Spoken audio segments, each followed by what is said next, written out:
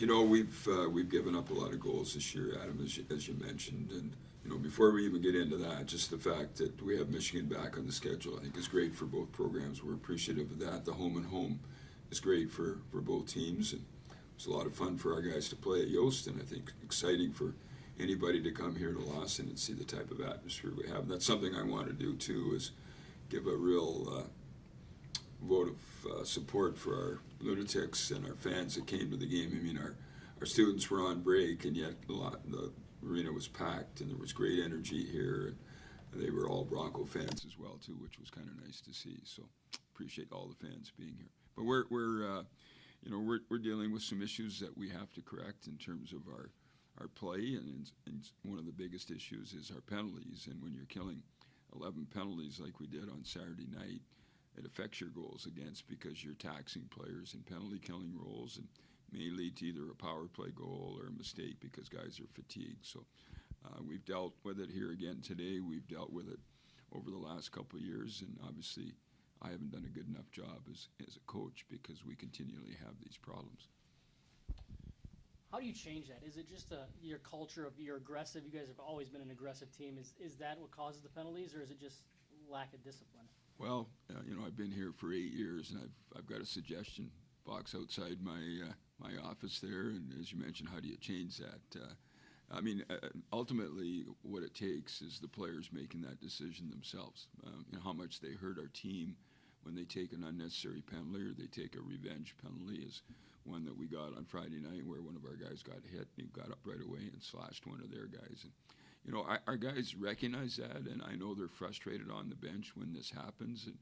And we've tried different things as coaches, and we're going to continue to try. But the biggest thing is trusting your players, showing them like we did today, all 11 penalties. And some of them they may think are marginal calls, but we've put ourselves in a position. We raise our stick like this, and it touches somebody else's body. With the stick being up in the air these days, they're going to make the calls. So.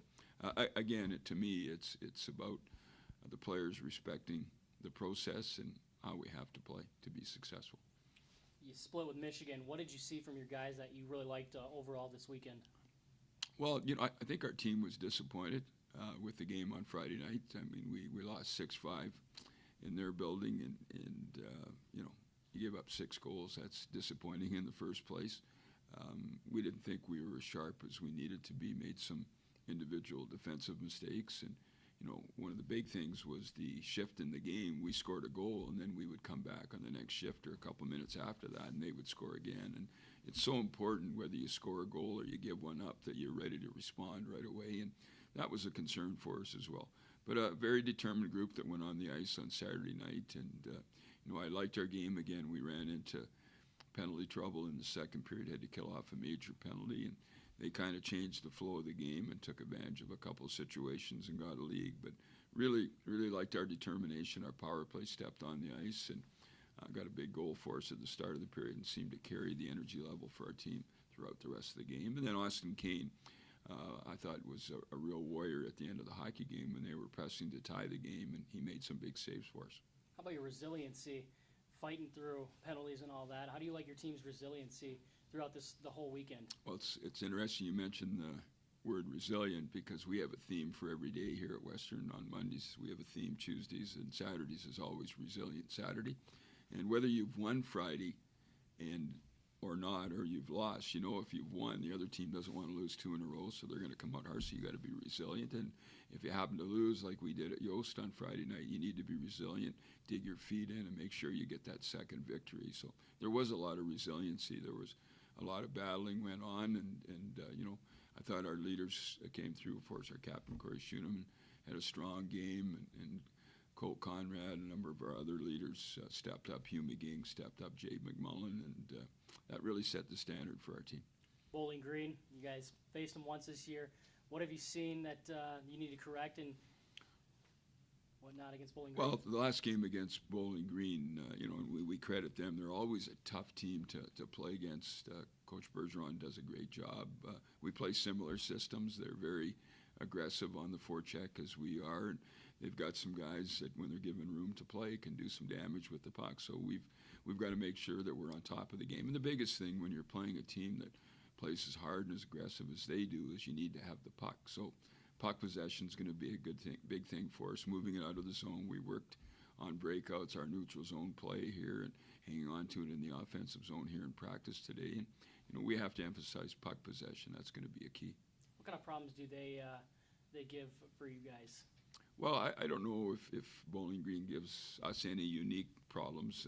They're just a good team. They play hard and they're good in all areas. Their goaltending's outstanding. Their power play's operating at 31%. So we had that message on the board for our guys today too, as a word and on this idea of our penalty theme. So we have to be real good in terms of not creating offensive opportunities in the power play for them. So they create problems for every team they play. They're ranked 15th in the country right now. We're ranked 19th, and they're ranked 15th because they beat us the last time they came to Lass. And so it'll be a real challenge. They're a very good team. They've got great speed. They've got size. They've got all the different elements that make them a strong team. Their goaltender's got a 1.3-something goals against and a 93.4% save percentage. But he's also a goaltender that we beat twice last year. So we're looking forward to the opportunity.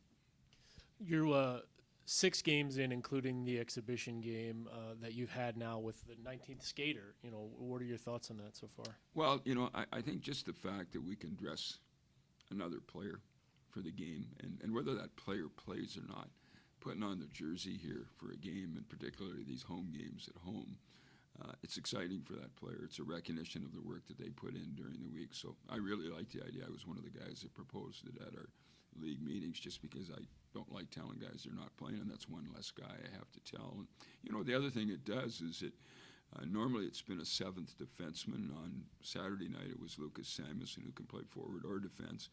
And, it obviously keeps pressure on the players that are playing that we've got a healthy body there should you not be performing on that particular night. And the other thing it does is if an injury happens to happen on your blue line, you're not all of a sudden down to 5 defensemen. So I think it's a great rule. The biggest thing is just getting somebody else into a jersey. We were disappointed Friday with how it went and how it finished. We were undisciplined on Friday, and not much different on Saturday. We were even more undisciplined on Saturday, but I think it's just the resiliency and how we didn't want to lose 2 in a row. We didn't want to lose at home, and we had a great showing from the city of Kalamazoo, all of our fans, the students, everyone here. So I think we came out strong on Saturday and just didn't take no as an answer. As the captain, and a guy who hasn't taken a penalty yet this year, how do you kind of handle the locker room with the penalty issues so far? Yeah, it's tough. Coach talked about it. It's been something not only this year but past couple of years that's kind of hurt us, and it's something that it's on the players. It's us. We're the ones making the penalties. We're the ones getting our sticks in their skates, in their hands, everything like that. So it's completely on us. We just need to stop talking about it and start doing it, and make the changes that we need to. And that's the difference between great teams and average teams. You go out and you change something instead of just talk about it. So we need to come together, make that sacrifice, make that commitment to better the team and stay out of the box. Splitting with Michigan, that's big for this program, and a lot of kids from the state of Michigan, they grow up either wanting to play for Michigan or Western, and you guys were recruited by the same people. How big is it to get a win against a Big Ten opponent like that?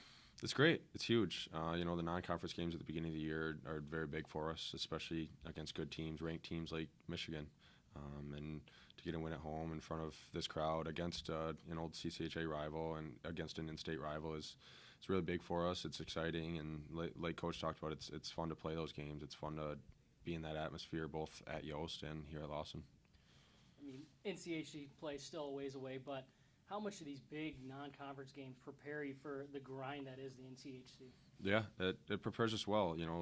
Bowling Green, Michigan, Ferris, they're all hardworking teams that play aggressive, much like the NCHC teams do. And it prepares us.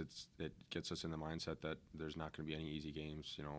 We split with Michigan, and we can expect the hardworking teams and skilled teams like that when we do get into NCHC play. So it prepares us well, and it gets us motivated to do well in our league. You guys lost to Bowling Green at home. How much is there a sense of you want revenge against them on the road tomorrow night? Yeah, it's revenge, yeah, but it's also us not playing up to our standard. We didn't play very well. We didn't play as good as we needed to at home here. So we're going to go in there and play our game, play how we need to, play how we should have the first time we played them, and get back on track and beat a good Bowling Green team. What do you guys have to do to get the win tomorrow night? Stay disciplined. That's the biggest thing. If we could play the team 5-on-5 or even on the power play, if we win that special teams differential, then we'll be in good hands. But biggest thing is playing our games, playing to our system, staying out of the box, and just outworking them.